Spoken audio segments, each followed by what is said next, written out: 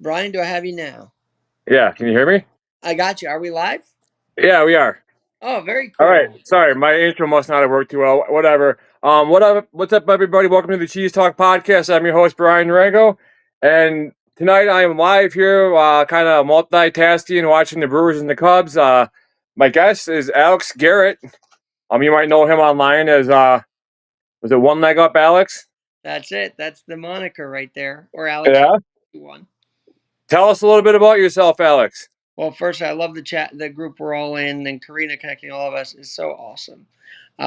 We've just had a great group of sports talk the last few months here. Right now, I'm wearing a Cubs hat, even though I'm in New York because my dad, passed away a couple years ago, but he was the ultimate Cub fan. Would make sure we would go every year. So this tonight matters, right? So watching the Cubs and you're watching on the Brewers side, it's kind of a cool little collab we got going on. But about me, well, when I'm not doing a podcast or working in radio, I'm just rolling around the streets of New York, doing different things, going to different scenes, and sometimes just coming home and relaxing. Sometimes with the work week I got, I like to just uh, chill out and not do anything. Sometimes. Right. What? So living in New York. Did you grow up in New York? Born and raised in Manhattan, and Okay. we then moved to Queens when I was 10 years old. So I have a bit of everything in New York. I got a bit of New York. I got a bit of the Bronx because of the Yankee Stadium, Queens because I lived there, and the Mets. So a bit of everything. So you're a Now, fan I of have a all? question for you. Have you been to New York before? No, I haven't. Only via the television. Well, I've been to Milwaukee actually 20 years ago this year. I was Okay. in Milwaukee for a science project, and that was pretty cool. We went to Humboldt State Park. I'm sure you know that, and we went around town. We were actually there when they did the Piggly Wiggly's fireworks, and from the University of Milwaukee, Wisconsin, or University of Wisconsin Milwaukee building, we were watching that live. It was pretty cool. Awesome. Yeah, I've been to Milwaukee uh quite a few times. I grew up in Madison, Wisconsin, so I'm more familiar with Madison than I am Milwaukee. But yeah, I don't mind Milwaukee that much. It's definitely changed in the last 20, 30 years. But the Brewers. I love the Brewers because they're one of the smaller market teams, and they're always the underdog, and one of the smaller payrolls in baseball, and they always seem to find a way to scrap and claw their way into the playoffs. And granted, they have lost in the first round in the last how many years, but just to make it there is a huge feat for a team. All right, So I gotta ask you this because here in New York, we got the privilege to watch CC Sabathia pitch here and win us a championship here. But people don't realize how much of an impact he made on Milwaukee. He helped you guys get to the playoffs for the first time in many years. I mean, he's a legend in Milwaukee, isn't he?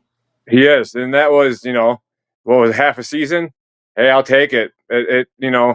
That's just what that team needed to get over that hump. I mean, you think of the team they had. They had Ryan Braun, Prince Fielder, Ricky Weeks. I mean, Corey Hart. I mean, how many years in a row do the Brewers have one of the top farm systems in baseball? You know, and all the prospects they're getting, that turn out to be, absolute studs. I mean, look at them now. They got, it's just crazy. It's, Sal Frelick. They got, just the list goes on. It's Well, crazy. one of your biggest guys I've really liked to watch, and I think he's an acquisition though, was Jackson Churio. I mean, that guy just can light up a whole lineup, can he? They drafted him. Yeah. They drafted him. Well, Yep. I thought he was with another team before them, but I guess not. So I just know Cheerios made an impact though with the Brewers this year for sure. Yeah, and I'm pretty sure he signed a 10-year deal last year with the Brewers, kind of Mhm. like a Ryan Braun deal. So he's with the Brewers for the haul, I guess, for now. So All right. that's good. And by the way, you're gonna ask me. You can ask me whatever, but I'm in interview mode also right now because I love Hey, getting to know people from out of town, that's and fine. Craig Counsell. I mean, look, he I guess took what the better deal was, even though he's a Milwaukee, you know, born and raised and whatnot. But are you as bitter as the other fans, or do you like understand it? What's your take on Craig? It's Craig. I thought it was Greg. Craig Counsell. I know. Hey, it is what it is. I'll go ahead and be with the Brewer fans on this because this the way he did it. The way he talked about the Cubs and stuff when he was the coach of the Brewers and being from Milwaukee, you'd think you'd want to guide your hometown team to however far you can make it. You know they're doing a good job with the coaches that they have now. It's I have no good feelings for Craig Council. And that's Oh why this series and the fact that it's down to Game 5 is so intriguing, because there is that council factor in here that maybe wasn't there in other Cubs series before. yeah, I don't know. I just think it's he had a good thing going for him when he was with the Brewers, and then on all teams to go to, it's like Matt LaFleur going to the Bears. You know what I'm saying? It just doesn't sit well with fans, and we probably won't get over it for a long time. You know? No, especially if they do win tonight against the Brewers. We'll have to see. But you know what I love about your TikTok is it's very sports oriented, right? So you got the Packers, you got the Brewers. I'm sure you follow the Bucks as well, and Giannis and what he's going to do. I mean, there's a lot of speculation about him, which I don't really understand, because I thought he's locked in for a while with Milwaukee, isn't he? Yeah, and the thing with Giannis is I don't know if this is gonna sound bad or not, but I mean, do I really care? Not really. He's from Europe. They're a different breed over there. His background that he came from, he didn't have, his parents shelling out millions and thousands and hundreds of thousands for him to travel the states and play AAU basketball. He came up an honest, hardworking. Nothing was given to him. He had to work for it. And when the Bucks drafted him, what they did for him and what he did for the city, I think that just speaks to him more than he doesn't want to go to a big city team. It's not like him. He wants to be loyal, and I think he's gonna, as long as the Bucks surround him with people that he thinks that can win a championship, he's gonna stay there. He's loyal. He ain't gonna turn his back on someone that gave him a chance. Someone that look what by the Bucks drafted him and And someone doing he won with already. I mean, people yeah. forget he won in 2021 already, so it's not like he hasn't won with the Bucks. Right, and what happened to his family when the Bucks drafted him, and what that was able to provide for his family? I think that's something that's gonna just stand out for him and ultimately make his decision for him.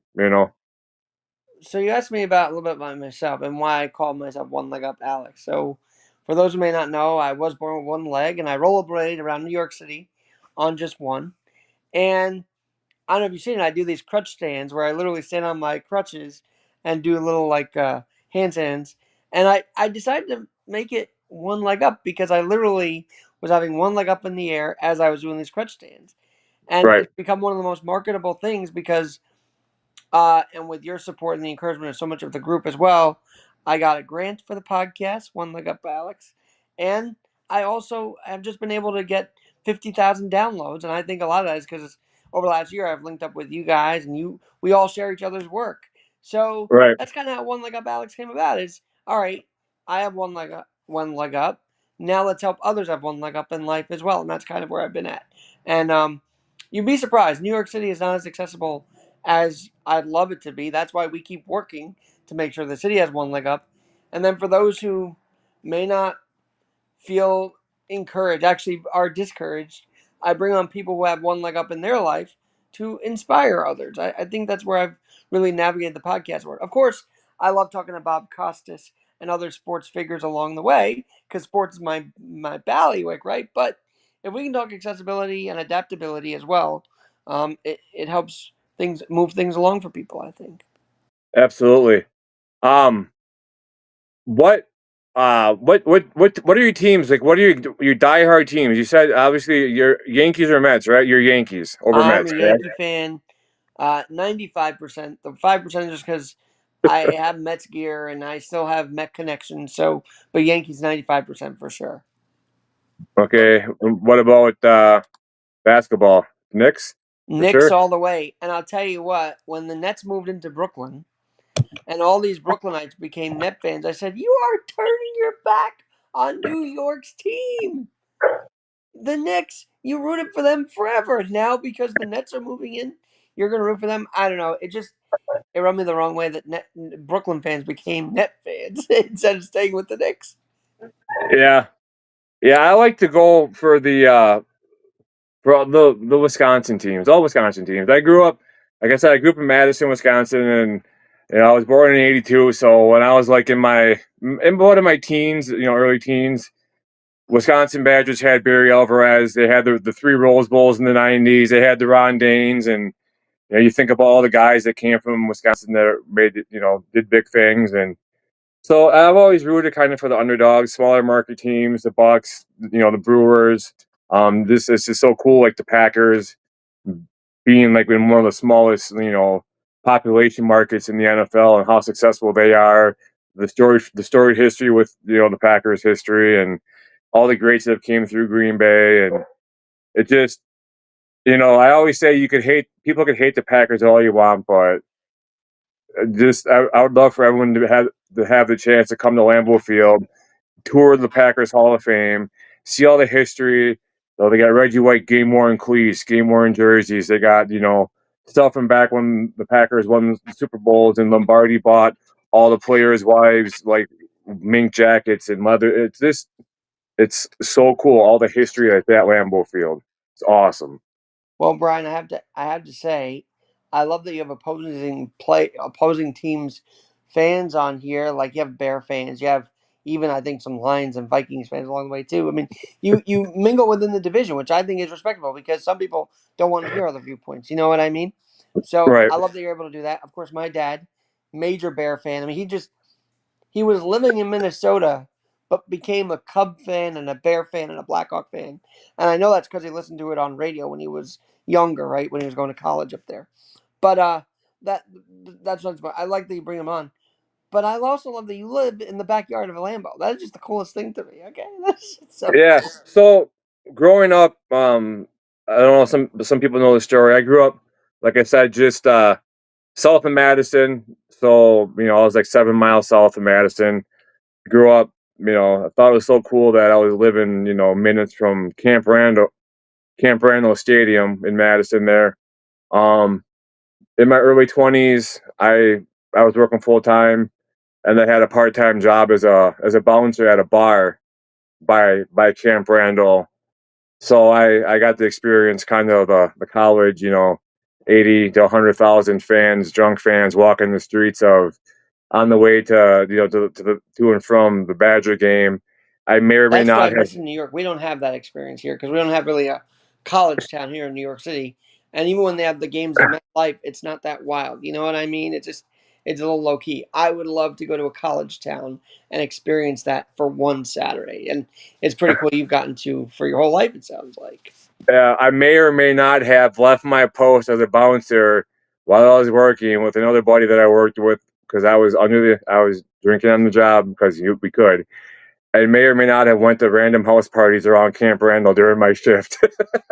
But no, it's cool. And then so by working there, the manager of the bar was from De Pere, which is 5 minutes from Green Bay, right? So her her her friend, she'd have friends from like De Pere if I come down and like work the beer garden, and do whatever, work behind the bar, do the food, whatever, food garden, food, whatever.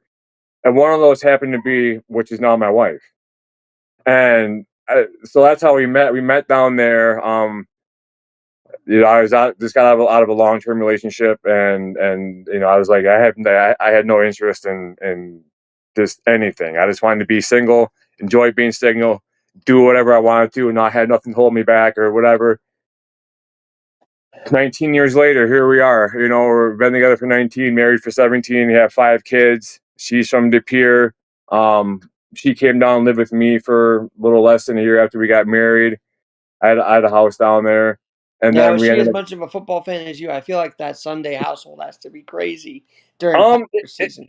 it is pretty crazy. Obviously, I'm more of a diehard than she is. She's more worried about like the kids got this for school or that for school or this for whatever. Just making sure everyone's schedule is updated and whatnot. But she's from up here, so we moved back here, and yeah, it's just crazy to be like, yeah, Lambeau is legit like a 10-minute drive for me.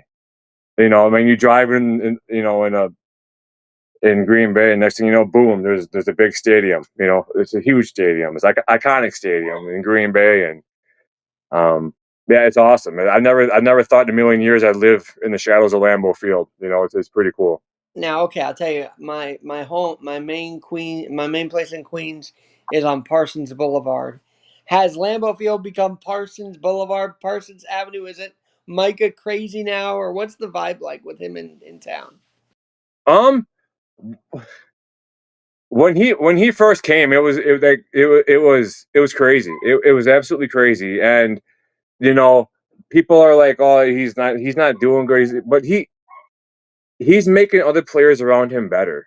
You know what I'm saying? It's the same effect as like a Miles Garrett. Miles Garrett may not get all the sacks, but he's forcing double and triple teams on himself, which is freeing up other guys along the line so they can get to the quarterback. Look at Rashawn Gary; he's one of the leading sackers in the NFL. You know, he's being productive off of the double teams on Micah Parsons, and I think give him time. You know, I don't know. Well, what are your thoughts on Micah coming to Green Bay? Well, look, I think it's very interesting that Jerry Jones is quoted saying he can't stop the rush. Meanwhile, the Cowboys literally haven't been able to stop the rush. Like they've been struggling without him there. I think him leaving Dallas was. I think they handled it poorly down in Dallas, to be honest with you. But now he's up in Green Bay, and you know what? My favorite part is we're looking at tickets now. The Giants still have to face him. I thought we were done with the guy. I thought he was out of our conference. That's it. We're done with him. Nope. He's coming on November 16th against the Giants. It's like deja vu for me because we were haunted by him for like 5 or 6 years already. So we're Yeah, going to get our tickets though. We're going to root the Giants on because if you're a Giant fan right now, you do have confidence. You just beat the Eagles. You just beat the Eagles in dominating fashion. I haven't talked this on my own show, really, so thank you for giving me the space to be fired up about this. You just beat the Eagles. I think every Giant fan should actually go into Denver next week thinking, yeah, we got this too. We got this too. So we'll have to see. and you know too. So everyone's like, oh, the Packers this, the Packers that. You know, the Packers. You know, Jordan Love had a horrible game against the Cowboys. No, he didn't. He played phenomenal. He had 300 plus passing yards, 3 touchdowns. He doesn't play defense. He didn't give up the 40 points. You know what I'm saying? Jordan Love, I think he looked great. I've said from day one, if any quarterback in the NFL can be upright for that 3 to 5 seconds without being touched, he's going to find somebody. I mean, you look at the stats from Micah Parsons against the Lions, first game. Granted, it was the first game, but there's a stat to where when he wasn't on the field, the defense didn't get to Jared Goff until like 3.8, almost 4 seconds, right? Did a When 40 Parsons, 40 tie piss you off, though? I feel like that pissed off so many people. I just think the way it is, it's stupid. I think the way the NFL has it, it's dumb. But then you look at when Micah Parsons was on the field against like the Lions, he was getting to the quarterback in like 2.4 seconds. So that's almost a second and a half difference. It's huge.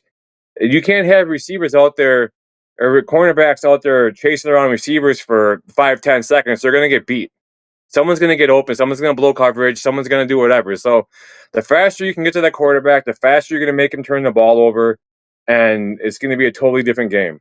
And the Packers couldn't get to Dak Prescott via, the strangulations that weren't being called. There's several times where they're wrapping their arms around his neck and they won't let him get around that corner. I mean, the refereeing in the NFL is terrible, I think, at certain points. Because you can look and see like Parsons is legit getting held. Well, yeah, how about that? And then how about the fact that, and maybe you've seen it a little more than I have, roughing the passer calls used to be BS. It used to be so stupid at times. Have they gotten Remember better back at it? when I feel Clay like they're keeping an eye Matthews on it really close. when like Clay Matthews against the Vikings, like you couldn't even breathe on the quarterback, and they throw a flag. You know what I'm saying? So I mean, they've got it. I mean, the NFL. I mean, for the amount of money these players are getting paid, and for the amount of money people, I mean, you got to look at it, are spending on gambling and tickets and everything. You got to make sure the refs are they're putting a fair product out there. Because if they're not putting out a fair product and people are getting pissed, people are going to quit going to games and quit buying into the NFL. You know what I mean? Well, you It's know just, Sam Spence. I love the Sam Spence era where you're just getting tough, hard hitting action, right? We don't even get that as much. And I've often thought part of it is because these guys are making so much. Are they in a gamesmanship kind of way worried about hitting the other guy because they all know they're making money and they don't want to ruin each other's guy? I mean, or has the sport become softer? What do you think? I think it's became soft. I mean, kind of like the NBA. You know, everyone's all buddy buddy, and they, you know,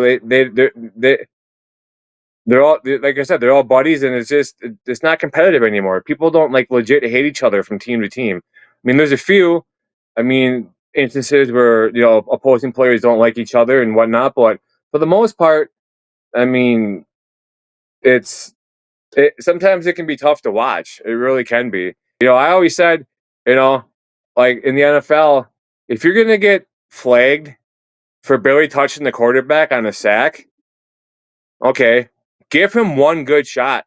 Make that flag worth it. You know what I mean? Make it I worth get it. what you're saying. And then on the other end, the pass interferences, both offensive, defensive, have been very consistent this year as well. It has been, and I mean, I can go back and I'll point out the Cowboys game when Dontavian Wicks was going down the sideline against the Cowboys, and he got pass interference that wasn't called. It was tough to watch. It really was. No, and on this side, on this end, the Giants. I mean, they. I don't think they got a lot of favorable calls, but they played a clean game. I thought on Thursday, but we'll have to see.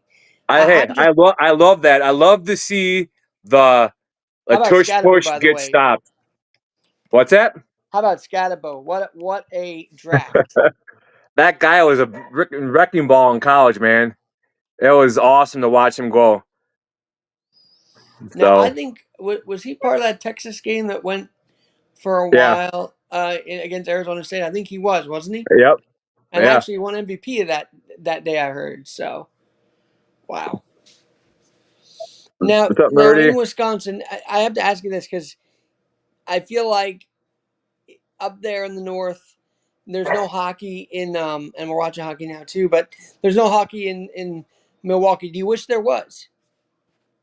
They got the Milwaukee Admirals. It's like an amateur team.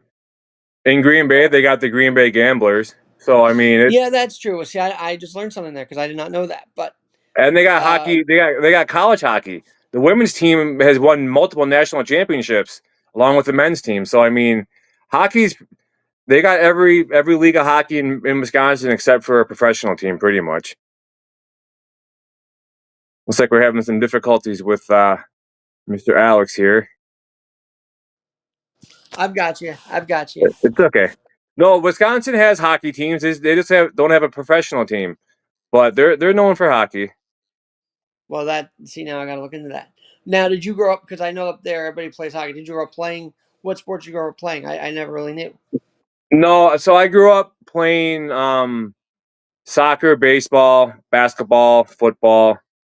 And once I got into high school, I just stuck with football, and I did track.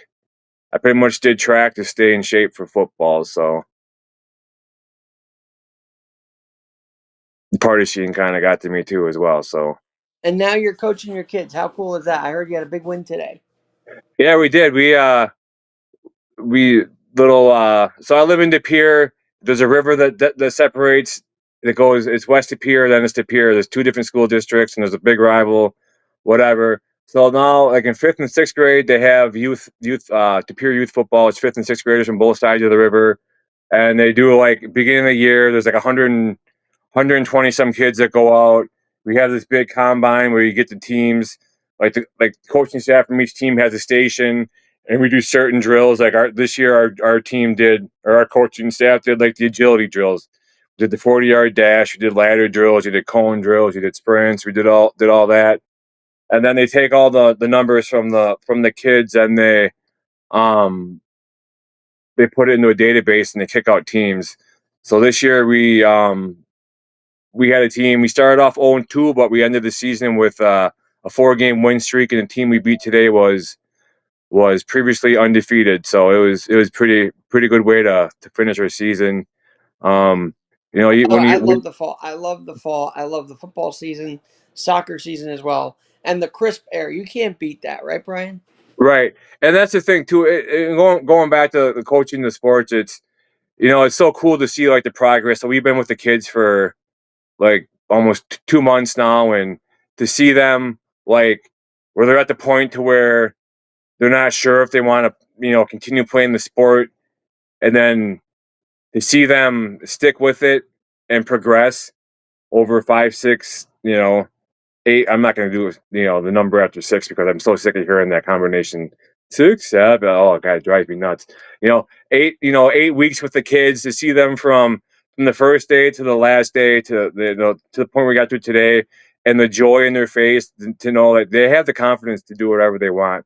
Just don't give up, and that's awesome. So then now football's done. Now we're jumping into basketball. I'm coaching 6th grade and 3rd grade. So I'm coaching 6th grade boys and I'm coaching 3rd grade girls for my daughter. So but yeah, like you said, there's nothing like a crisp fall morning, the smell of burning leaves, and football in And the now air. playoff baseball. By the way, score 1-1 still, top of the fourth. I'm going for the Yep. Cubs. Brian's going for Milwaukee, and we should do a stream during the Bears Packers. That would be so cool if we can pull that off because I don't I'm not a trash talker to be honest with you, but I do like breaking down the game with someone. There's just something about that in-game analysis, you know. Yeah. It's just fun just to like watch and talk. It's just There we go. Yeah, I mean, especially so, yeah, the Bears. I mean, I could go on about the Bears. It's just, you got Bear fans coming out of the woodwork. After these last 2 years. Where were they at the 30 plus years when we had Favre and Rodgers? It's, it's it's just crazy to to have them coming out of the woodwork like that. But I guess it is what it is. So. But yeah, we got a 1-1 game here, top of the fourth. Cubbies got one out. But yeah, no, like the Bear, it's just crazy. Like, what are your thoughts on like the Packers and their quarterbacks over the last 30 years? Like with Brett Oh Favre, my then going to God! Aaron Right. Rodgers. So I mean, when I was waiting for Rodgers to complete the arc that Favre had, right, because he went to the Jets, did not go to the Vikings. He goes to the Steelers, but that's another story. Um, I thought the way they did it over the years, where it was handed off the right way, it wasn't just foisted on a rookie. They handed it off the right way to awaiting Aaron Rodgers, who was still watching Brett Favre at his best. I mean, Favre, there's nobody like it, and I think because I grew up watching him, right? I mean, he's the guy I grew up with watching the most. But you're right. There is a lineage of quarterbacks in Green Bay that every guy after Jordan Love, before Jordan, they're going to want to fill those shoes, and I think there's that precedent set. That's why every eye is on Jordan Love every game because it is like, can he live up to the Lambeau way of of greatness in the as a QB? There's no doubt about it. There's pressure on him every game.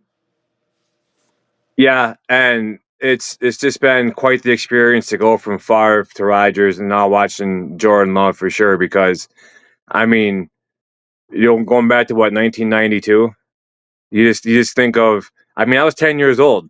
This it's. I guess I've been spoiled as a Packers fan to witness the greatness.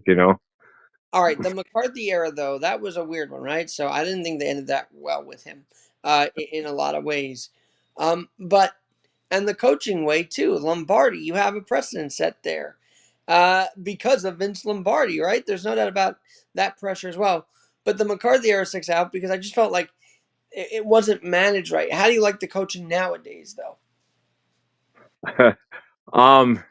And this was after he won the chip. I thought he didn't. It wasn't good. The ending was not good with Mike McCarthy. No, I don't think it was. I think it got some bad blood there, and I don't know. I like the coaching staff now. I think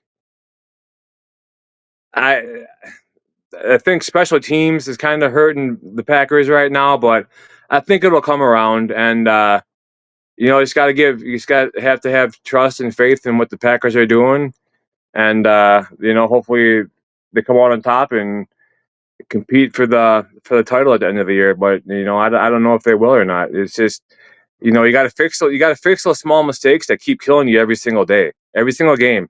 Discipline, discipline, discipline.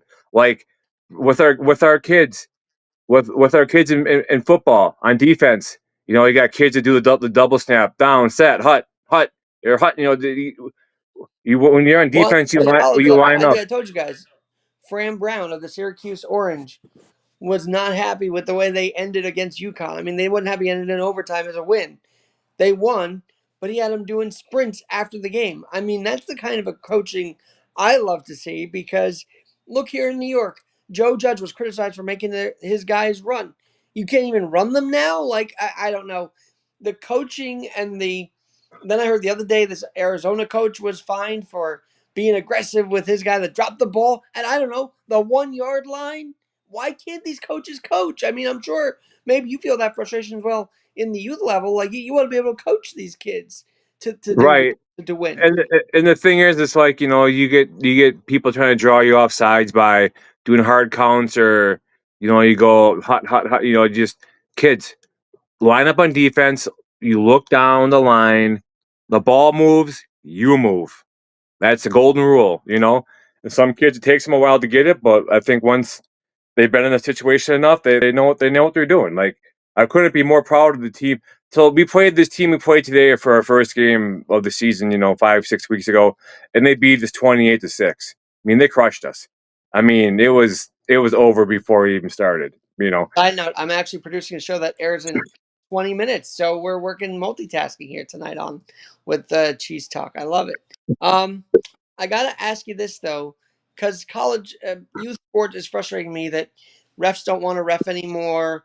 The parents are a little too involved. I mean, how can we change the culture of youth sports to where let the kids play and also make the refs more comfortable? How do we change the culture of youth sports? I guess is my question to you because you're in it. Yeah, I don't know. I mean, you gotta be able to. I know, like in youth basketball and what we have going on here.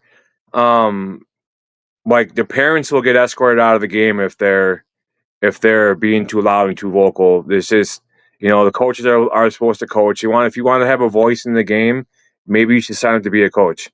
Mm-hmm. You know, Last year in youth football, there was a coach that was making remarks at an opposing player. The coach got kicked out of the game. So I mean, let the kids go out there and play. Teach them the game, how to play it the right way. And if people want to jump in and say you're doing this wrong and doing that wrong, well, next time your kid signs up for youth football, how about you sign up to be a coach? You know what I mean? It's just we're taking you know 4 hours plus two, so 6 hours a week out of our time to help your kid. You know, try to play the game of football, teach them about the game, and help them get better. So if you want to sit there and be a fool and come after us for trying to help your kid with the sport he's playing, then maybe you should just next time register to be a coach. I Right. think It also is deeper than that too, because then you have parents afraid to totally get the kid in the sport because they're afraid of all the injuries. How do you recruit kids in this time where parents are literally afraid that their kid's going to have an issue out there? so I think you got to put them at a position. So like this group of coaches that we had this year on our team, we had the same group of coaches last year. So last year was their first year in the program, so we're kind of new to it. So like, you know what, we're gonna give it a second run this year. We're gonna team up and do it again. We know what we're doing. We know how to approach it. So like we had like our own little individual like combine like with our players, and like we had our own group chat and texting, and like, hey, we should we do this with so and so. We should move him here, do this here. If you have parents that say, hey, so and so is kind of concerned, he's getting hit a lot and this and that, and then we're thinking, well, where can we move him to a spot to where he can be successful at? And we've made moves all season long with our roster. I mean, we only had 18 kids in our team this year, Alex. So I mean, you gotta try to be creative with some of these spots, and you gotta, Absolutely. 18 is that so normally, is that a normal low, or is that higher than normal, or is that that's what? normal. You had 6 teams with like 18 kids, 18 to 20 kids per team. So, um, you can't have kids like over 120 pounds playing quarterback or running back. They got to be on the line. You can't. There is pretty well set rules to the program to where I think it was ran successful. So it's just you just got to teach the kids, just have confidence in yourself and believe in yourself, and anything's possible. I mean, you got kids that you line up across the line from that are twice your size. It's not about size. It's about how you execute. Beat them off the ball, hit them first, make them off balance, and just tire them out. One of your Milwaukee standouts, Andrew Vaughn, just hit a homer, by the way. So now the Brewers are up 2-1. So that's kind of a interesting development in there. Now, Thank you, White Sox. right now, when that's where I know the name from. Now, see, we're on the pod, but if you were watching this by yourself, right? And by the way, we're going to podcast this also at One Leg Up Alex, because I want you people to know CheezeTalk Pod. I want people to know about this because you're doing a lot of great work. But when you're not doing this, are you jumping around, screaming around the house, or are you a little more mellow when these moments happen? Um, I'm. You want to know what? I'm a little bit more mellow. I've I've come to the realization that no matter what I do or what I say, I can't control the game. But what I can control is like my emotion and like how I act during. I mean, if it's like a high important game, like maybe like a playoff game for the Packers or like the Brewers here, I might be maybe a little jacked up. But um, I go back to thinking like if I were still drinking like during the football season, I mean, I was a master in Packer games for the most part. Like when I drank, it'll actually be November 1st will be 4 years alcohol free for me. Congratulations. So when I drank, I didn't like having warm alcohol, so I drank it while it was still cold. You know what I'm saying? And I have no need, no desire, just no nothing to ever want to touch alcohol again. I got too much to lose. If I were to drinking and my kids needed to go somewhere, I put them in a situation to where it wasn't fair to them. It ain't fair to the other people on the road that are driving. That you know I'd be under the influence. It's stupid. I got a DUI when I was 22, and you know it's I'm glad it's out of my life. But I mean, I might get like you said, I might get a little excited, a little happy because I know the Brewers haven't gotten past the first round in quite some time, and uh, you know I yeah, I mean if they win here, I might get a little excited. What's it now? 3-1? No, 2-1. Yeah, I think you're a little ahead of me. I got a little bit of a delay on my end, so um This yeah. is calling.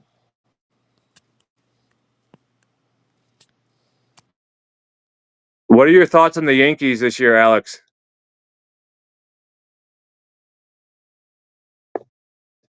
Brewers got what, two on, one out?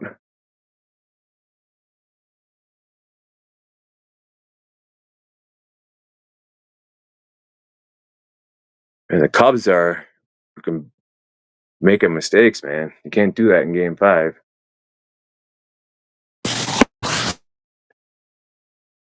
Uh-oh. Did we lose them?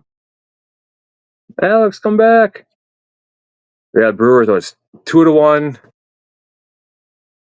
Where are we at here? There. What's going on over there, man? You having issues?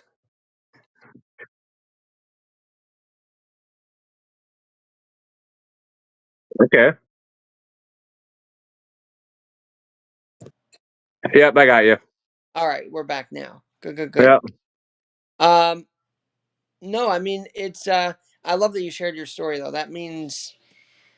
Uh that means a lot to hear because I've been dealing with my own thing in the sense of I had to stop doing that because I had gallstones last year and I just stopped drinking entirely. It's really good. It's actually better for my life that I don't do that either. So I'm Yeah. sure we're in the same boat. My wife. So, like I said, back when we first met, I was a bouncer at a bar, and she was working in the food court, or the food garden, beer garden, whatever. And during Badger games, and her first initial reaction was, "Who the f is that guy?" And that guy was me. So, yeah, that's how bad I was. But uh, Well, we've had all those moments, but it's a sign of maturing not to do that anymore. Anyway, back to the excitement of sports. See, I'm almost the same in that I mean, I guess my fiance who's here with us, by the way, can attest to. Do I get excited, hun, or what? Do I still jump around? You absolutely do. yeah. So I guess I do a little bit, but I'm more of a superstitious guy. So I literally will place my hat where the Yanks won, where I had it the day before. I'll place it in that same spot because they won. I'm still superstitious like that. Do you have superstitions, Brian, or what?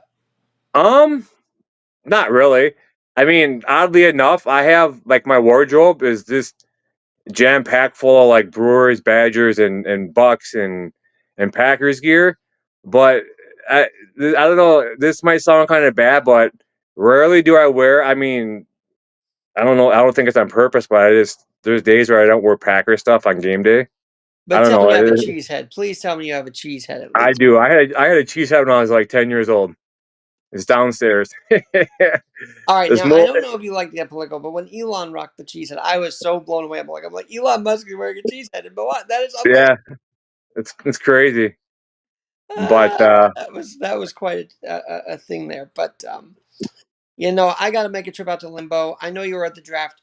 A side note for people just joining in, I wanted Brian on during the draft week, but our schedule did not align because you were literally there. I think you said you visited one of those days, right? Maybe the last day.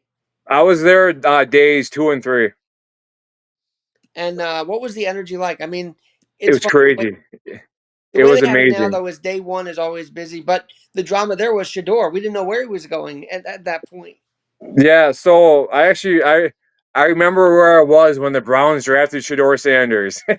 No, it was pretty cool. So I actually did meet up with Mr. First Down there at Lambeau. Tennessee Titans super fan, big foam hat. The red beard. Oh, Um, I met up with Iowa Joe Pearson from Ohana Packers Network, the group organization that I do a podcast under, Ohana Packers or Ope Network. I met up actually. I met up. I came across some people that I work with and that I knew that I had no idea that they were even there. You figure within the midst of thousands of people there to come across people that you actually know is kind of crazy.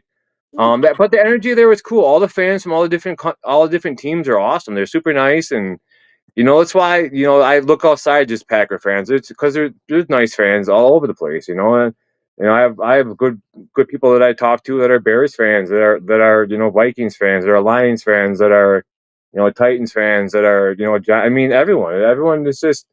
Um, but one thing I can say is I haven't come across a really nice Eagles fan wow. I know on a couple social good media. people from Philly. That's true. But I gotta say, because Kareem's been listening too, Drake May is a threat to the NFL. I mean, the win against the Bills last week, and I'm just thinking about that. The win against the Bills last week puts that team on the map. And I don't know, do you guys face him this year? The Patriots? I don't think so. I don't know if you guys do, but whoever does, they're a threat. I mean, you probably watch this from a league wide perspective as well, right? Yeah, for the most part. To be honest, a couple Packer games I haven't watched because I've been other commitments. Just some personal things going on with like my mother-in-law, and just busy with like kids sporting events, or I think two of the games I've listened to on the radio. So I try to keep up with what's going on, but obviously I keep up more with the Packers than anything. So it was kind of Speaking of nice to radio, have it. I'm this year's old when I realized Kevin Harlan is the son of the man who basically is the president or was the president of the Packers. I did not know that. And he's the father-in-law of Wisconsin Badger legend Sam Decker. Wow, Sam Decker, of course. And of course, I got to talk with Kevin. Nicest guy, by the way. One of the nicest announcers you can meet. So It's cool. All right, let me ask you this, because there are some crowds that are so intense. Do you feel that Packer fans have sort of this Midwestern personality where, like, you're not going to beat up some guy for wearing an opposite jersey? That's not going to happen at Lambeau, right? I don't think so. I mean, you just gotta. The way I look at it, I always try to surround myself with good people and just try to. I've always got my head on a swivel. Um, I think you got more of the bigger city teams. I mean, you always got Dodger fans and whoever else beating the hell out of each other in the parking lot, and you got the videos of the nasty ass, excuse me, whatever, but the Philadelphia Eagle fans from last year. It's just I ain't got time for that kind of crap, man. Life's too short to be that much of a prick. When I made that when I made that post last year, when the Packers were against the Eagles in Brazil, and to this day I'll die in this hill. That high low hit on Jordan Love, that was dirty, and that was on purpose. You can't tell me those people that were involved with that, Jalen Carter, did not know what he was doing out there. He knew, and I had Eagle fans coming after me in my inbox on my Look, I comment have to thread. say, full transparency, I could not stand seeing the Chiefs win again. So I was a little bit of feeling there. But to see Philadelphia fall apart now is so fun to watch. We don't know if A.J. Brown wants to be there anymore. Like, this is an incredible implosion for a team that just won the Super Bowl a year ago, Brian. Hey, AJ, you look good in green and gold, buddy. You know. Yeah, no, I mean, he would, boy, what a threat that would be for Love to have out there. I mean, my You God. want to think about this though. Okay, so week 2 against who did we play week 2 when Jordan Reed broke his collarbone, right? So he was dealing with that Jones fracture in his foot. So when he had his surgery on his collarbone, they did the surgery on his foot too, so he could heal from both at the same time. That was smart. And now we got Christian Watson off the pup list, and he's practicing with the team again this week. So yeah, Christian Watson coming back, and hopefully he'll be a threat here pretty soon. And then you'll have Jordan Reed coming back or Jaden Reed coming back. Then you're gonna have Dobbs, you're gonna have Reed, you're gonna have Watson, you're gonna have Golden. That's a pretty impressive 4 receivers you're gonna have there. And I think that everything's happening at the right time for the Packers as far as like the bye week and as far as the injuries and being able to recover from the injuries to make the final stretch run into the playoffs. So that's definitely You know exciting for what's the crazy? Packers. You know that depth chart, and I'm now inspired to learn my giant depth chart even more now. So, because you know this team from top to bottom, it feels like, Brian. Yeah, it's just crazy, like I was saying. I think I mean, you hate to see injuries, and you hate to see early bye weeks. But I think the injuries that we got with our players coinciding with the bye week, I think was a good thing. I think it was meant to happen. Jordan Reed was meant to happen. Not meant to happen to get injured, but the timing of him getting injured and the recovery time to get back, the bye week helps. I think with these next 4 games, the Packers can go 4-0, and then they'll be sitting at 6-1-1, and they'll be in a good spot. So I just think you gotta have patience. Everybody wants to be like an armchair GM and play and want their team to make moves like they played in Madden, 2K25 with the Sure. salary cap off. With the salary cap off, you can't do that. It's a business. You know what I'm saying? It's people just don't get it. If you know if you can't tell me the Packers didn't think about the financial aspect of bringing in Micah Parsons and what it would do to the rest of the team's finance. They're not going to bring in someone that's just going to fricking blow up the salary cap and you can't make it. I mean, they did it. I mean, they knew what they were doing. They got Ed Policy, Carbon Policy son from the Niners. I mean, I said from day one when Mark Murphy steps down as president of the Packers, Ed Policy is going to make a splash, and he did. You know, I was sitting in the Lambeau Field parking lot the Friday before the Packers' last preseason game, and they were testing the fireworks around the top of the stadium for the game the next day, right? And I met up with Iowa Joe Pearson from Ohana Packers, and I go, yeah, they're just getting ready to make the announcement that they're getting Micah Parsons. I was joking. There's no real traction in the reports of him coming to the Packers yet, and the next week, You were Micah drumming that up the Parsons. whole week, I believe, on your X account. So I mean, you Yeah, were drumming it up. You were well. Now the word is manifesting it. That's what I'd like to say. yeah. Now, I how go, cool is it though when you go on your pod and you talk about something, and it happens, and you're like, "See, I told." Like, there's yeah. something good about that. I have to say. Hey, I mean, this last week I put a screenshot of my post from Romeo Dobbs, his rookie year. He reminds me of a mixture of Devontae Adams and Jordy Nelson. Prove me wrong. I mean, who you can see flashes of both of them in Romeo Dobbs, and I said that like my first few games of watching him, that's what he reminded me of, and he's right now he's Packers wide receiver number one, Mm. and they're working behind the scenes of getting an extension for him.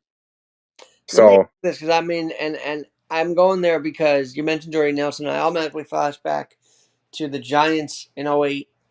Lambeau Field, freezing cold. I still don't know how they won it with no sleeves on. That was unbelievable. But what were your thoughts during that incredible game where Lawrence wins on the kick? Of course, the interception, but that game was gritty. It was one of the best NFL games I've seen in a while. I know the Packers fell short, but when you mentioned Jordy Nelson, I automatically go back to that game specifically because, it was hotly contested and it was freezing cold. And where were you during that game? it's funny you ask. I my wife, that was 2008. Were we married yet? I don't know if we were married or not. But she was really sick and in the hospital, so I was at Stoughton Hospital with her watching the game. Well, I was watching the game, but I remember that. It's just one of those things where you can't control the outcome, and you can only root for your team, and if they lose, they lose.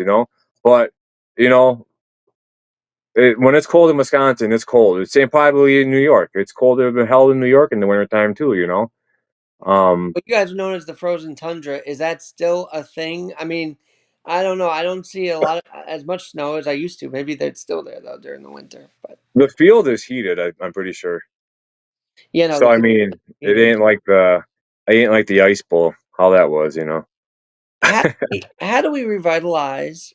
Because the Packers are almost there. I think they're going to get back to that. Um, that epic franchise where they're winning almost every year. They're going to be. But how do we get other franchises? I'm talking. Well, mainly the Raiders because they're the one franchise that needs to be revitalized. How do we get these teams going back up again that are prestigious in the NFL? They're not acting prestigious right now.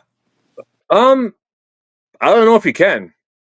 To be honest, I mean, you have certain teams that have certain DNA, certain pedigrees, certain people in the office that move around. I mean, you look at the Packers. I mean, they had John Dorsey go to the Seahawks. Mm-hmm. You had the hell's his name? Um, but I mean, you had people from the front office in the Packers. You had Reggie McKenzie. You had him. He went to the Raiders when they were in Oakland. I mean, it's just, I don't know. I mean, the Packers. You look back to like Charles Woodson when he came to Green Bay. He's Yeah, like, there's nothing to do. You get done with practice, you go home. I go home and I read a book. You got Micah Parsons. When he got to Green Bay, he's talking to people and he's like, yeah, there ain't anything to do.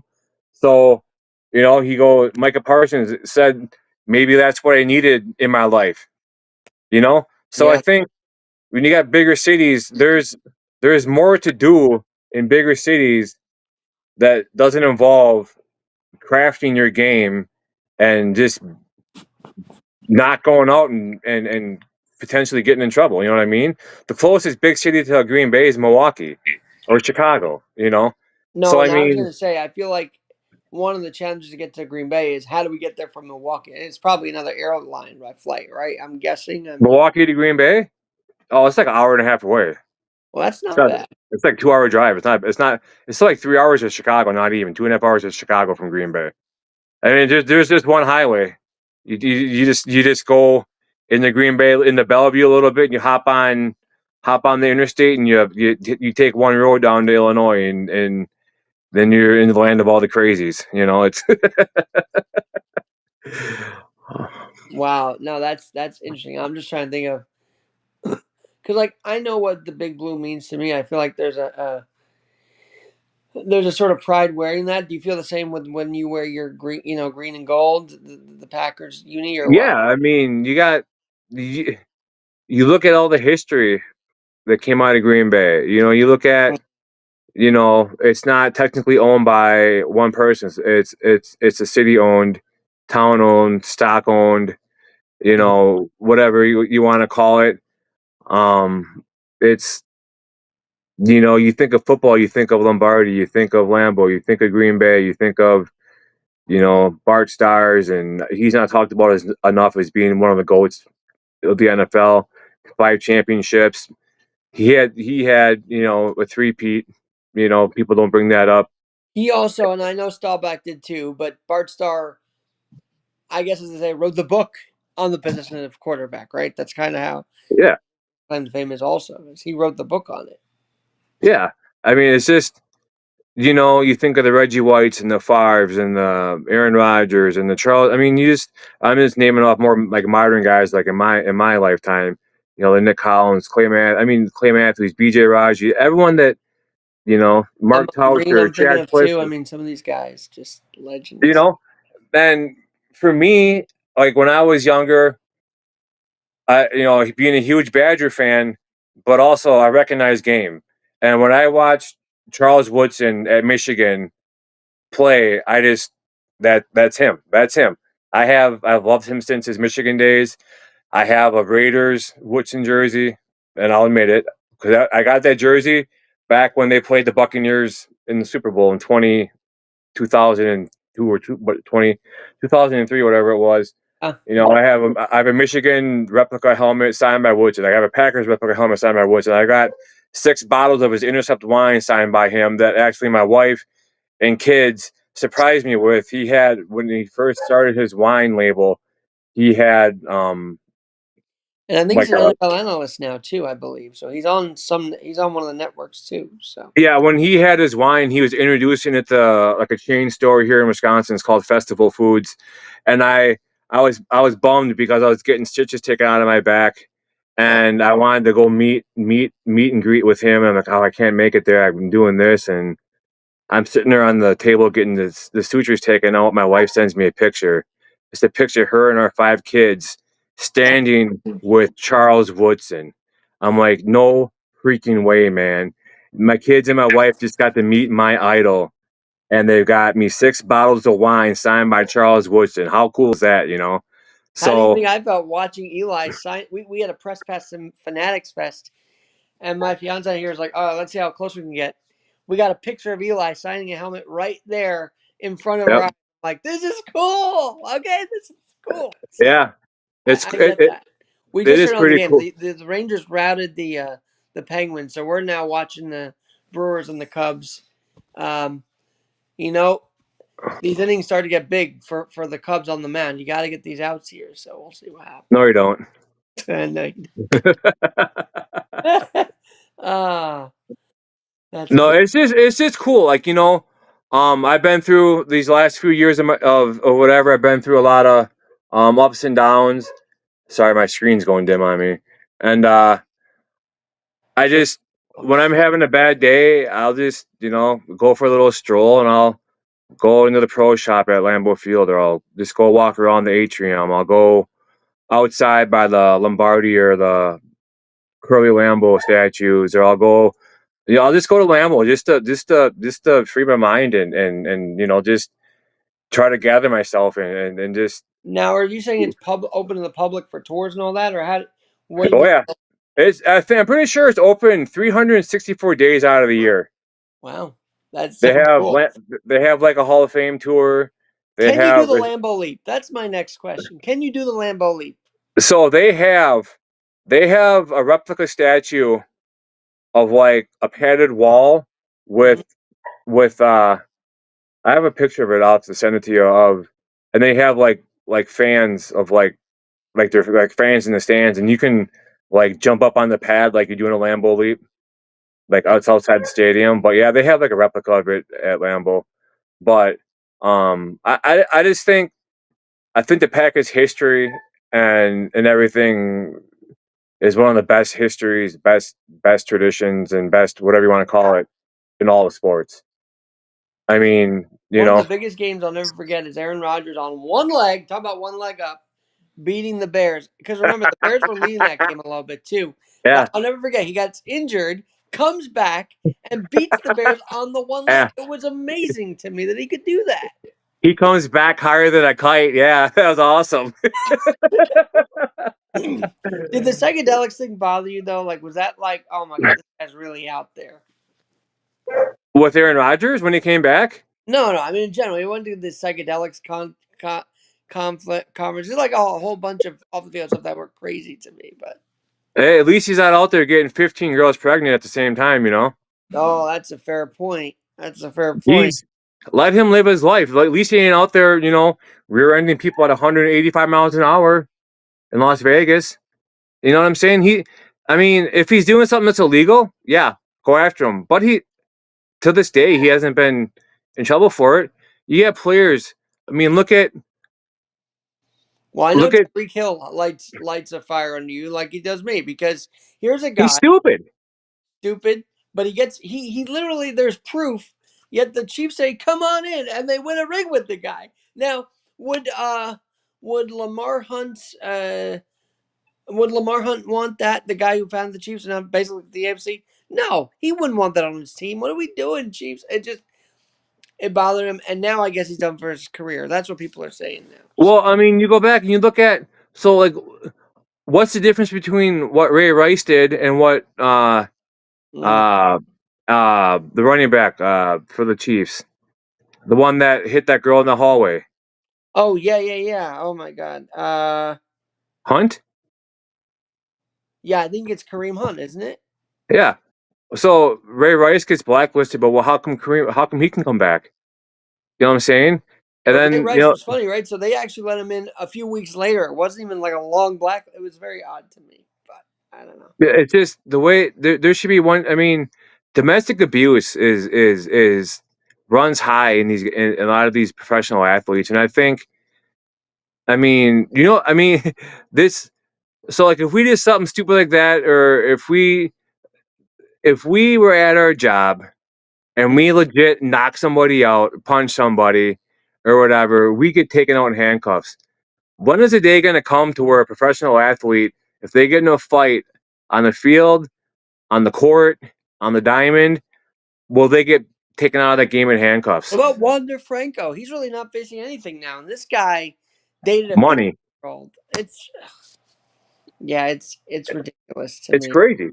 It's so stupid, and it's like you have owners that would rather have some screw off on their team for the chance to potentially win a championship versus doing the moral thing. You know what I'm saying? They'd rather have that stained image of, you know, That's why I hate they're to say I'm numb to it. I feel like I'm numb to that type of thing. It's just like it's going to happen, and it shouldn't, but it's going to. But I remember specifically going on that rant about Tyreek Hill, because or was it Kareem Hunt? It was one of them, and I'm like, the Chiefs allowed the guy back on the team. Oh, it was Hunt. Would Lamar Hunt allow that? He would not. I don't think he'd allow that behavior. no. And I'm trying to think of, like, I'm sure there's been off the field incidences with the Packers, but nothing that's really, I mean, Amon Green, maybe a little bit. Eric Walden, that's going way back. But recently, I guess, who was it that got caught for the The Packers? Was it? biggest controversy is when Aaron Rodgers and Olivia Munn broke up. Okay, that's the biggest controversy I can remember in the Packers off field. No, remember when it wasn't Johnny Jolly. It was that lineman they got from the Vikings that got caught with all the drugs and money and guns. Oh, I'm drawing a blank on that one, but And you that know, was it. you mentioned Reggie White, and I remember he was so mourned when he passed away. What was the impact that he left? Because you mentioned him a little while ago, but I remember specifically when he passed away, the whole NFL community mourned the guy. That was how big of a legend he was. Yeah, he was huge. I mean, the impact he had on the game, the impact he had in Green Bay. I mean, you think of, I mean, this you go back to the Micah Parsons thing, and he's had 4 seasons of 12 or more sacks in a row. The last person to do that was Reggie White, and then you got Cowboys fans saying, "Well, Parsons didn't do anything. He sucks." And dude, he has a stat feat that the only other person that's done that, the last person to do that was Reggie White. It's just, he was just huge. I mean, he just commanded, you know, attention. He drew attention, and even I think back to at this year and last year in my youth football, I remember showing my kids the video of him bull rushing. Was it Larry Allen? And this one Okay. arm just air just airlifting him. And they're like, "What? He did that?" And I'm like, "Yeah, that's how good he was." You know. Have you ever taken your kids to Lambeau as like a group trip or not yet, or what? So I mean, your football team, and I know some of you get together, no, the team itself. no, but so the organization, the De Pere Youth Football last year, the Packers gave them some tickets to a preseason game. So brought all I brought four of my kids and two of my kids' friends to the game against the Ravens last year, but not like we haven't taken our team there. I've taken my kids there several times. Um, my second day of going there for the draft, I brought my two boys with me to the draft, so that was pretty cool. Um, I actually had my rehearsal dinner wedding party was at Lambeau Field, so that was pretty cool. We all did the stadium tour. It's kind of cool. It was at night, and we did the stadium tour, and they bring us out of the tunnel the Packers walk out of, like where they Oh, come on in the field, and it was dark, all right. And the fire alarms went off, and all the strobe lights in the press boxes were going off. So it was like a big continuous, like it was like this flashing, the that's so LED flash. cool. Well, that's pretty cool. But I had a replica cheese head as a groom's cake, so it's pretty cool, man. Lambeau is definitely in there with one of the cool things to do with my family is You go know there why we and love talking sports is because it takes away from all the news that's going on in the world. Like baseball, well, sports is just a great escape. I've always thought of it that way, and it brings people together. Look, we're talking. We're on different ends of the spectrum, right? You're Packers, I'm Giants, but we love sports. That's what brings us all together. That's what brings this chat together. By the way, so yeah, and even like for me coaching, what got me into coaching was um when I got hurt at work and the situations that I've been in, just to get me out of the house, just to get me doing something that I love, teaching kids the games that I love, basketball and football, and well, because you would see, adapt to a back. I mean, if I may say, you're going to adapt to a back injury and stuff like that. If I'm not mistaken, right? shoulder, yeah, shoulder, neck, yeah, Okay. back. I mean, it's just so it's been a chance for me to get out of the house and just help kids, and teach them the game, teach them, try to help them get better. So Big moment right now. First and second, nobody out. 3-1. Kyle Tucker up. I know Meredith's watching this. She's loving this right now. We have to see what happens. And Suzuki. Talk about a guy that did not expect to have the year he's had. Seiya Suzuki's been unbelievable. But we'll have to see what happens. Strike out there. Oh, well, not yet. 3-2. But we'll have to see. The other thing about what I love is you talk about shoes. You're a big shoe guy, aren't you? I am got them. Sneaker designs you got is so cool. Yeah. So yeah, I had so growing up, I had a really good friend of mine that was like a manager at Champ Sports in the mall in Madison. So I get paid, and back then I was single, didn't have any concept of reality or whatever. So I'd go there and try to find the latest kicks to come out, the latest styles to come out, and um, then I got married and had kids or whatever, and kind of eased off on it a little bit, and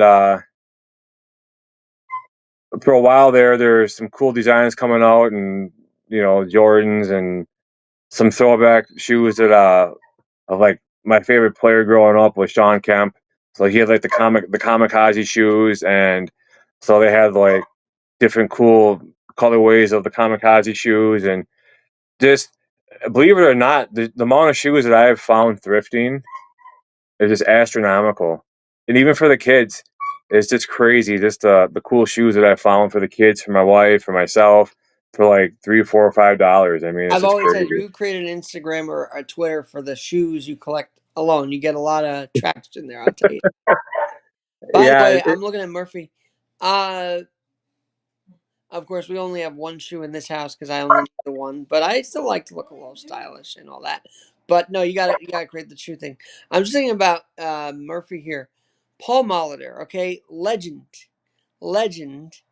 Did you watch him growing up? I guess you had to watch him growing up, right?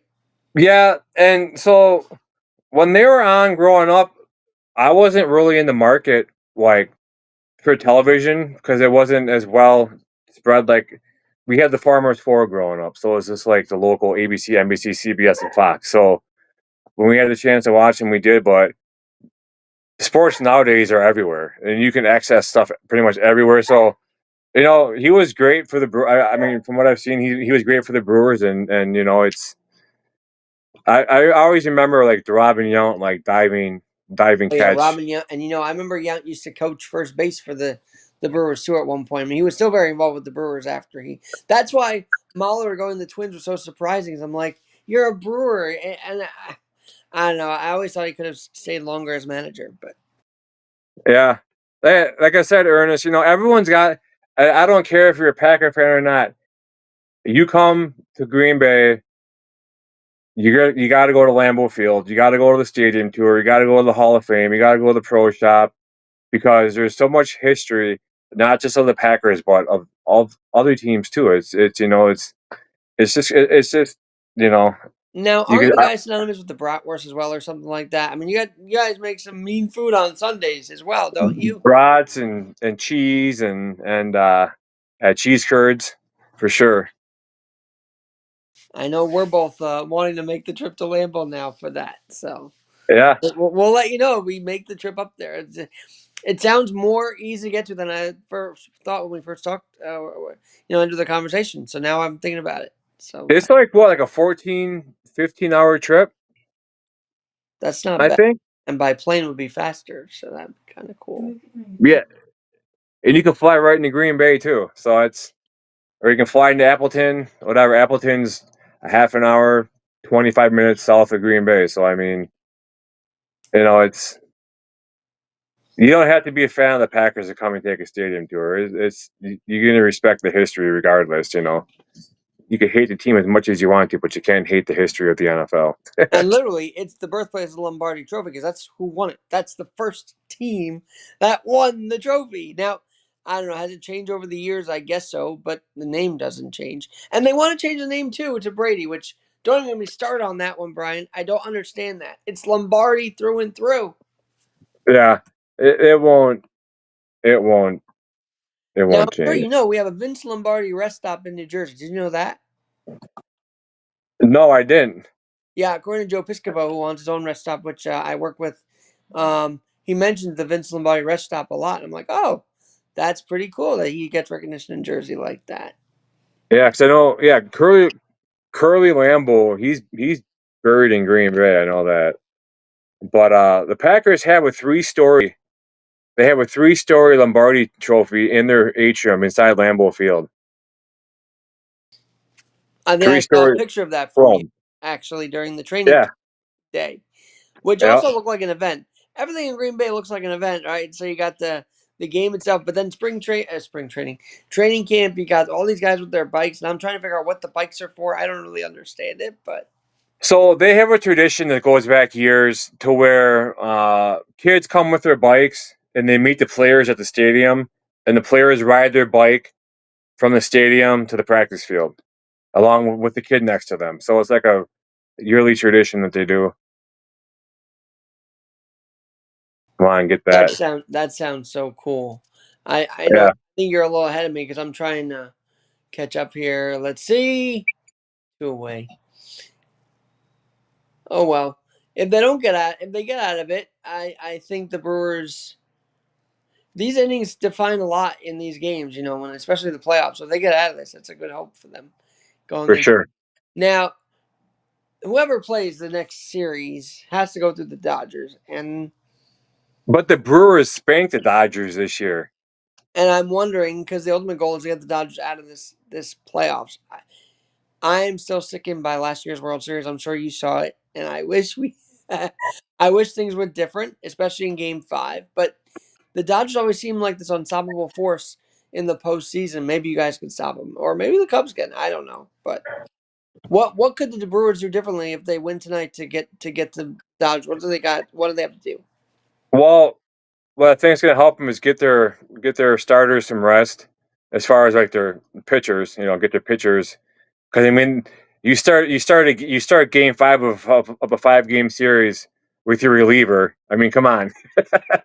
you know. And I think, honestly, I think too, for the Brewers, if they can win this game tonight, they'd have home field advantage, and that's huge. You know.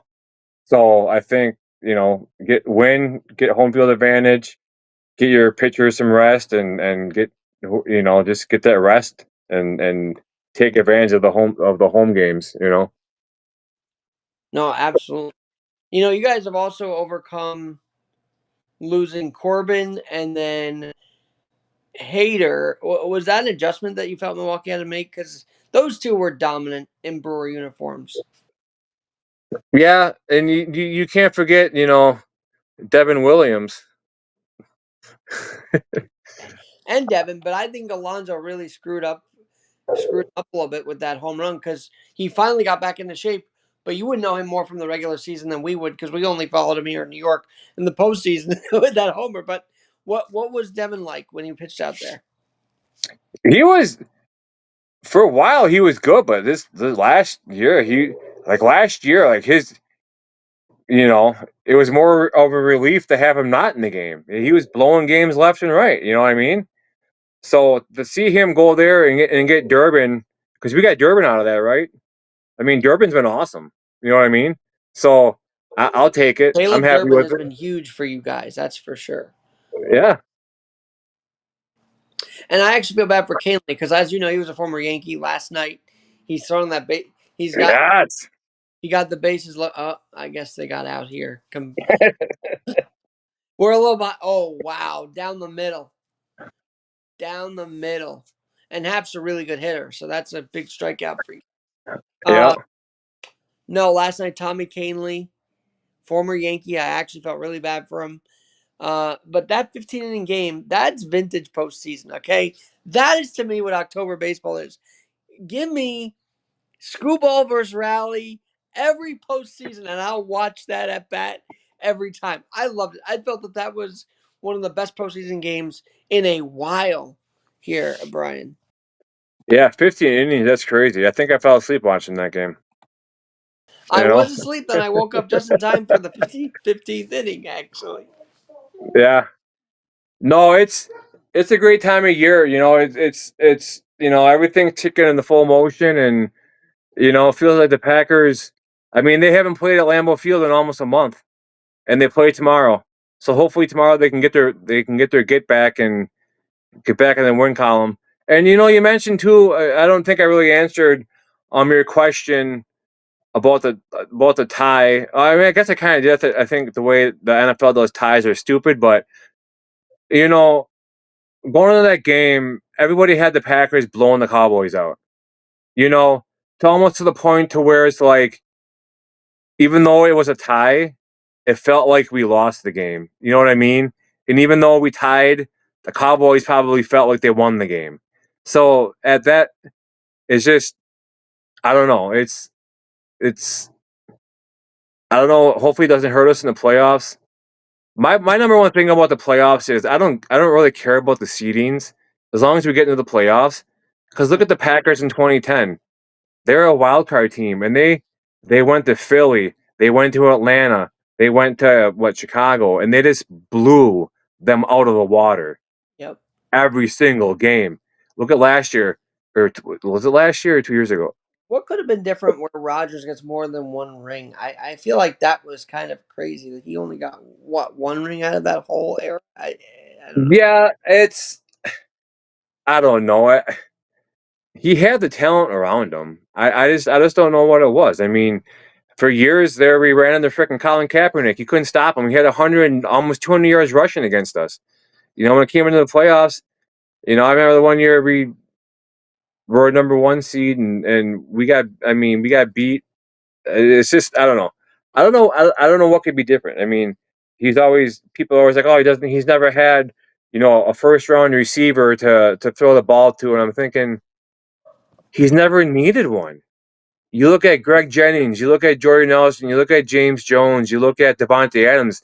None of those guys were first round receivers, first round draft picks. It depends on the quarterback. If you have a quarterback like an Aaron Rodgers or a Brett Favre, you don't need to have a first round draft pick receiver to be successful. Look at how good Greg Jennings was because of Aaron Rodgers. Then Greg Jennings left Green Bay. He ran his mouth. He went to the Vikings. He went to the Dolphins. He became a nobody. He referred to Aaron Rodgers as number 12. How disrespectful. Does You he know get what I number mean? retired though? Speaking of numbers, does he get 12 retired? Oh, absolutely. I think he does too. Absolutely. What he's done for the Packers? Absolutely. I mean, he's done the same amount as far as championships as Brett Favre.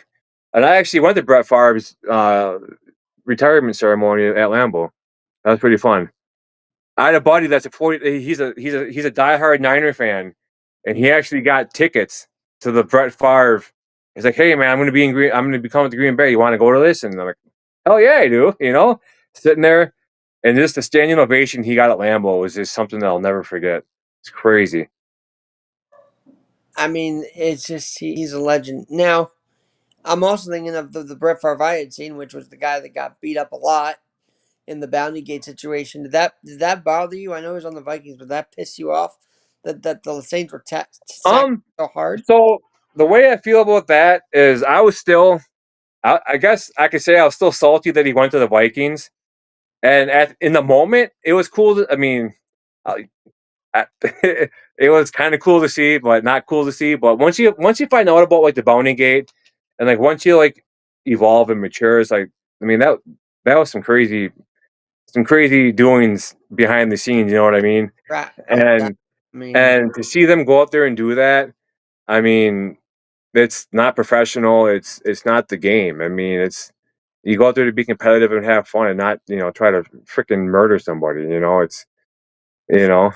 I'm going to share this on my, as I mentioned, my podcast and my YouTube as well. But for those who may not know Cheese Talk Pod and listening to my show, what do you guys talk about? Like, what's your? Because you have guests on, but do you do your own riffs as well? Do you do your own monologues and whatnot? My own rips as far as like clips. Oh yeah, like your own thoughts. I mean, do you voice a lot? Do you do this a lot on the YouTube? I do. I need to get on there, and I need to start making more shorts, but I just been so busy. Most of my clips I have on there are like from like my podcast. I'll go back and I'll clip certain things, whatever. Like I was on with Mafia Members Pod a few weeks ago, and one of the questions I asked him was, um, if you could pick any former or current Buffalo Bill to babysit your children, who would it be? And his immediate response was definitely not OJ Simpson. So I had to clip that and put it as a short on my YouTube channel. But I need to get on my YouTube channel, and I need to start being like more active as far as like just stuff besides pods and like voicing my opinions, voicing my thoughts. But I've just been so busy with Reels of your kids' games. That'd be so cool if you did a little highlight reel of those guys playing. yeah. But the thing is it's kind of hard because like I don't want to have that burden going to my kids or my wife to be the one like recording the game when they're supposed to be when they want to watch the game. You know what I mean? Maybe like when I'm not coaching, I can do that with videos. I know from like my daughter, she's a freshman this year and she plays lacrosse, and like this whole summer I was like doing video clips of her and putting it up onto her Instagram page and stuff like that. But um, I don't know. It's You know, it's amazing. Some of these parents now are putting their kids up because they know the power of social media could get them recruited years down the road. I mean, it's pretty amazing. Plus, you get to watch your kids' evolution from when they started to now. It's got to be special to document. But yeah, the recruiting field is so different with social media now because all they got to do is to get this reel out there and maybe a coach picks them up. all you gotta do is just throw the kid enough money and be done. I think the NIL is an absolute I was going joke. to ask you about that because I think I it's a feel like it's joke. going to. I think it's necessary, but there's got to be better enforcement. There's got to be like each Division 1 school. So each Division 1 program, like so football, each Division 1 football teams across the board, like in the whatever they should all have the same amount The of money to play with. and all that fun stuff. I mean, They all should have all the same. They should have the same amount of money to play with. Basketball should be the same.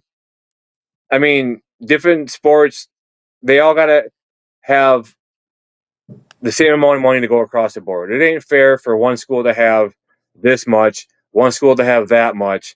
It's just, and I go back to Wisconsin, whatever, like the Xavier Lucas. He was a 5-star, 4-star cornerback. He was a freshman for Wisconsin last year. He was awesome.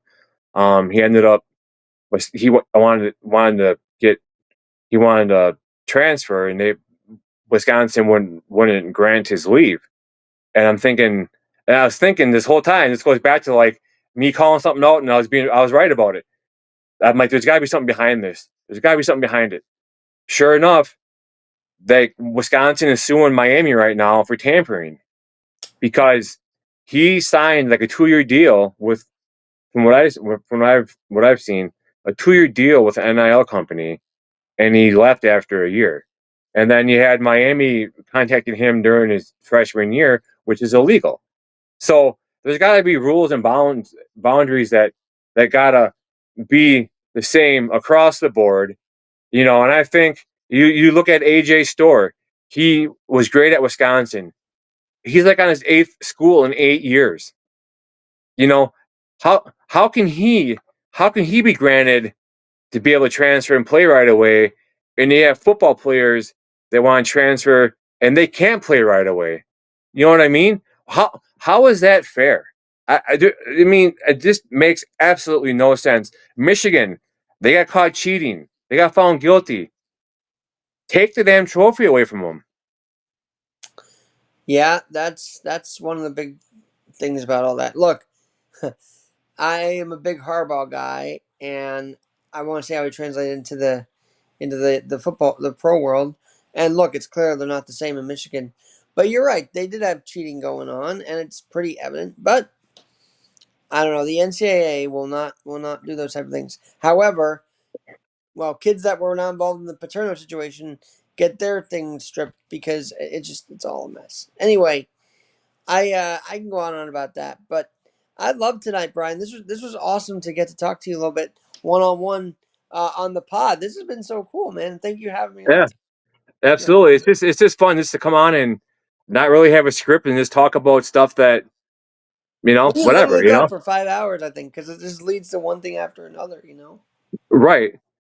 And hopefully the Brewers can win here tonight, and hopefully we can live cast or podcast during a Bears Packers game. It'd be kind Wow, of fun. what is that? I looked that They up. don't play till like end of the year though. They play twice like within like 4 weeks of each other, Do or you think twice we're in gonna get four a weeks. President's Day Super Bowl? Is that what's going to happen down the road? Like, it's going to be extended so far out. It is President's Day weekend instead of what it is now. I don't know. I think that eventually the NFL is going to be more games in the season. I think. That's what I mean. I think they're going to put it at 19 weeks, 18 games. You move it to President's Day weekend, and you literally have the national holiday after that. Because people don't want to go to work after the Super Bowl. Do you want to go to work after the Super Bowl? I mean, no one wants to go to work after the Super Bowl. It's just one of those things. Yeah. So they play December 7th and they play December 21st. So they play 2 weeks apart from each other. And hopefully get a little snow in there. I always love snowy football. When I was a little kid and it snowed, my dad and I would play in the snow. It was the coolest thing. Yeah, I for love sure. playing football in the snow. There's nothing like it.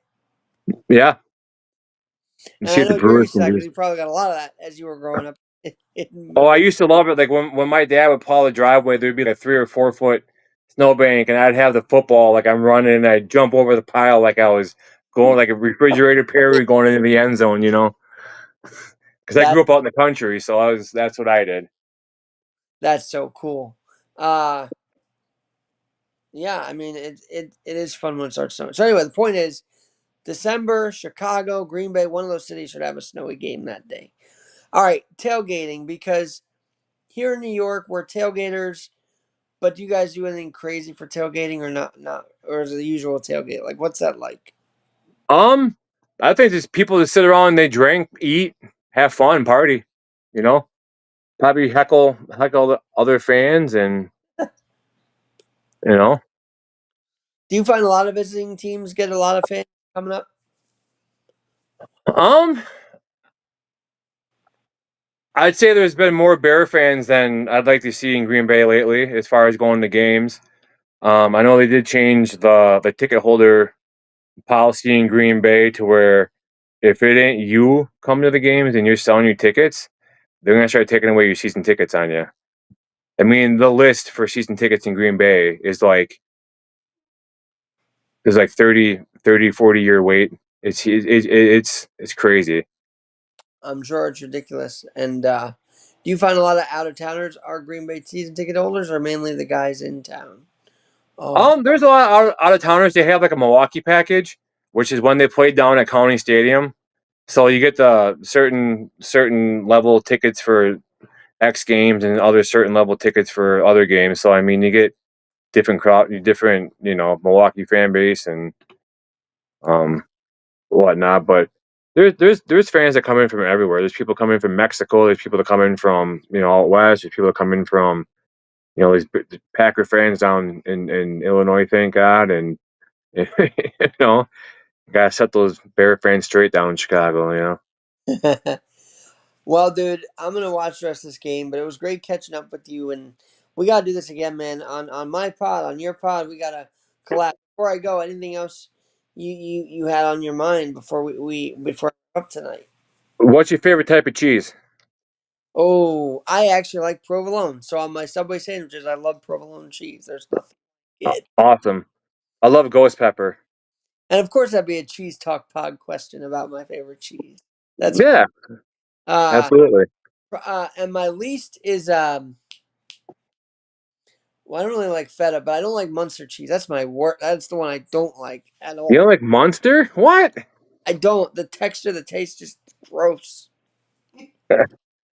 But I do Yeah. provolone. Uh, we have American cheese too on our burgers and all that. But yeah, provolone is my special. Okay. I my favorite cheese is anything within reach. It's kind of funny. One thing before I go is this last week we had all the girls Well, my fiance basketball. loves feta. We have a bunch of feta in the Ooh, fridge right now. feta Okay, feta so cheese, and then you take like Greek Freak seasoning and you put it on there and you mix it around. It's really good. But so this last week we had the third grade girls basketball introductory skills clinic type thing, and we had all the girls in a circle and we asked them all their favorite type of ice cream, and then they asked all the coaches their favorite type of ice cream, and they came to me, and I'm like, yeah, my favorite type of ice cream is anything within reach. And the reaction from the kids was absolutely hilarious. well, But no, I'm it's such a joy coaching youth sports. It's so fun. It's so fun. It's to see the kids having fun and smiling and working together to accomplish a goal is pretty cool thing to see. but I will So tell you, and I've seen it where like there are some kids that just want to do the sport and they work their asses off. Do you find those kids inspire the other kids if in some ways? um, I'd say yes, and for the most part, yes. You get kids that are ultra competitive and maybe can be a little bit too competitive, not too competitive, but just like if other kids feel like they're behind. You know what I'm saying? It's just I don't know. It's kind of hard for me to explain, I guess. But you have kids. There's kids on a football team that doesn't matter the skill level of the kids or whatever. He's there to try to help them and keep the kids' confidence and everything. So you see different types of athletes across the board, I guess, and how they approach you know other teammates and whatnot. So it's across the board, I guess. We had a kid, Scotty Pollock, and I always talk about him. Played adaptive basketball, wheelchair basketball, with no arms. There's some footage of it too, with no arms. Played the game like a captain, like a leader, and he would dribble the basketball with his feet only. It's quite remarkable. But that kid lit up the entire court and made them play better because he was excelling at the game.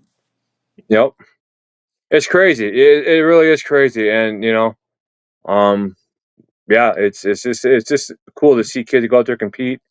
Like I said, they all have one goal, and to see whether it's basketball, you got 5 people on the court. Whether it's football, you have 11 people on the court. Whether it's soccer, you have 11 people on the court. Lacrosse, you got I don't know how many people. Just to see them all come together to accomplish one goal is a pretty cool thing to see with young kids. Sportsmanship, I'm sure. I mean, that's part of the tenant as a college Yeah, football coach, right? yeah, yep. It's